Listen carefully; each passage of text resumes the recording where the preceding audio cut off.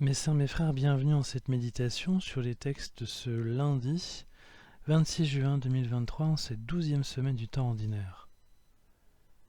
Vous me pardonnerez cette méditation qui a des aspects très philosophiques qui pourront peut-être vous agacer.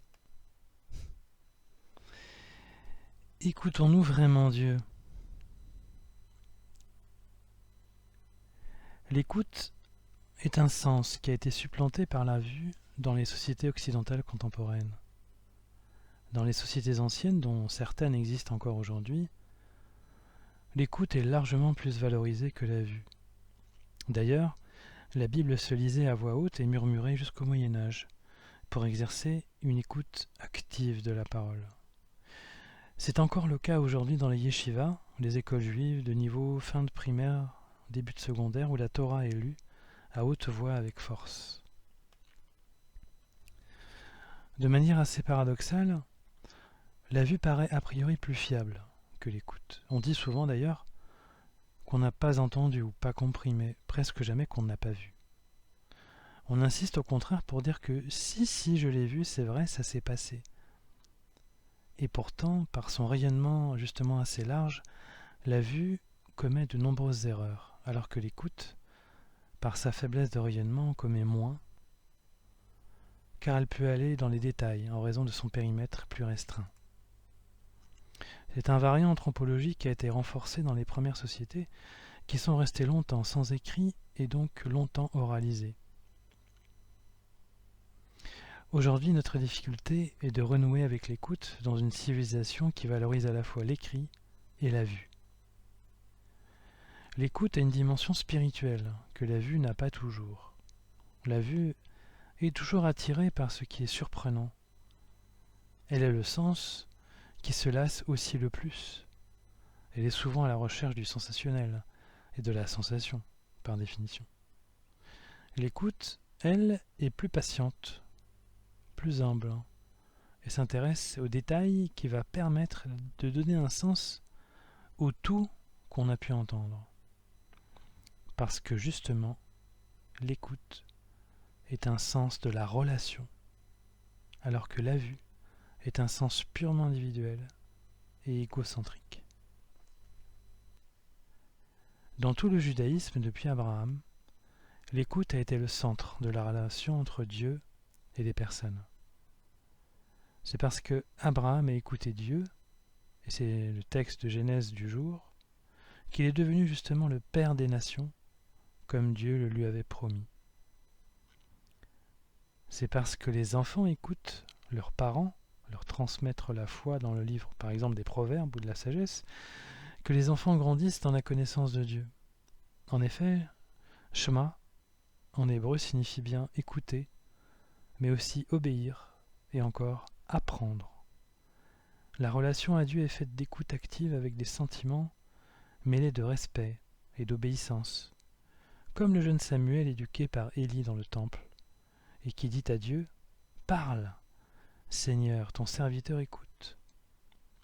Et Dieu enseigne le jeune Samuel et nous enseigne parce que nous sommes prêts à le servir. Shema Yisrael est devenu la prière justement que tout juif récite chaque jour. Écoute Israël, le Seigneur est notre Dieu, le Seigneur est un, en Deutéronome 6.4.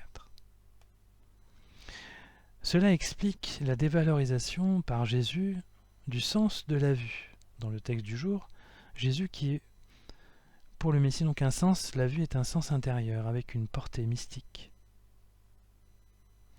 C'est Jean l'apôtre qui découvre le premier avant Pierre que Jésus est ressuscité, sans même entrer dans le tombeau. Il le voit avec les yeux de la foi. De même, plus tard, qu'il verra le royaume dans ses visions dans le livre de l'Apocalypse. L'apôtre Jean voyait avec intériorité, et c'est cette dimension mystique qui touchait complètement Jésus en plus de son jeune âge. Il a vu et compris Jésus assez vite, en passant du temps avec lui et en reposant souvent sa tête sur son cœur, avec tendresse et abandon. Dans l'évangile du jour, Jésus fait comprendre les erreurs et les péchés habituels dans lesquels on peut tomber. Laisse-moi enlever la paille de ton œil alors qu'il y a une poutre dans ton œil à toi. Hypocrite, enlève d'abord la poutre de ton œil, alors tu verras clair pour enlever la paille qui est dans l'œil de ton frère. L'erreur des sens amène assez vite au péché, car la vue est un sens superficiel.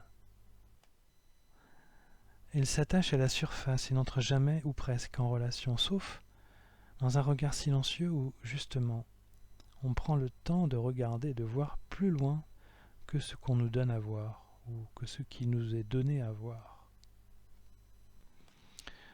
Pour comprendre le monde, ne nous laissons pas happer par la vue, que Satan aime bien valoriser. Ça ne veut pas dire que la vue est mauvaise, hein. Mais prenons le temps d'écouter Dieu et de rechercher patiemment la vérité. Comme dit le psalmiste du jour, Dieu veille sur ceux qui le craignent, qui mettent leur espoir en son amour pour les délivrer de la mort, les garder en vie au jour de famine.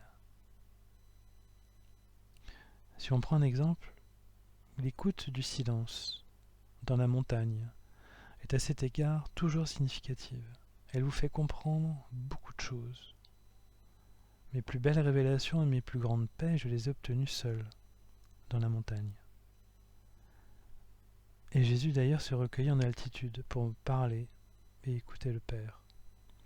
Il y a un climat d'austérité et de vérité qui nous oblige à écouter ce que les roches millénaires ont à nous dire, ce que le vent frais qui souffle veut nous faire saisir, et ce que la hauteur et la profondeur veulent nous faire comprendre sur Dieu et sur ce que nous sommes en réalité, loin de toutes ces considérations superficielles et sociales des vallées. Prendre de la hauteur permet justement de mieux écouter. Alors mes sœurs, mes frères, trouvons les moyens d'avoir une écoute de Dieu active. Trouvons tous les endroits qui nous permettent de nous élever sans tomber dans le jugement dont parle justement Jésus dans l'Évangile, mais d'avoir cette relation à Dieu authentique qui nous permettra ainsi d'adopter son regard sur chacun d'entre nous. C'est son écoute qui nous permettra de mieux voir avec les yeux du cœur et de l'esprit.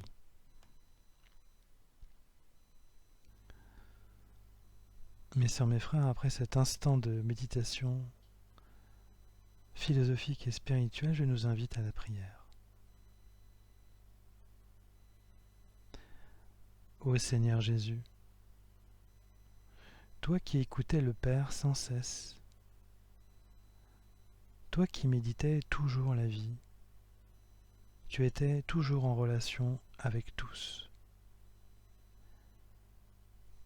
Tu n'as jamais jugé parce que tu as toujours écouté et pris le temps de considérer chacun avec ses forces et ses faiblesses.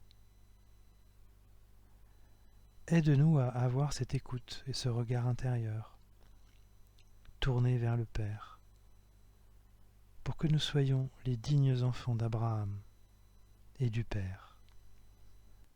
Amen.